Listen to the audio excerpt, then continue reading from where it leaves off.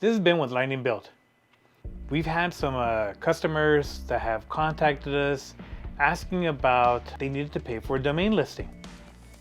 After looking more into it, there are companies out there that provide these domain listings that, in a sense, will list your website on a list that has nothing to do with your website.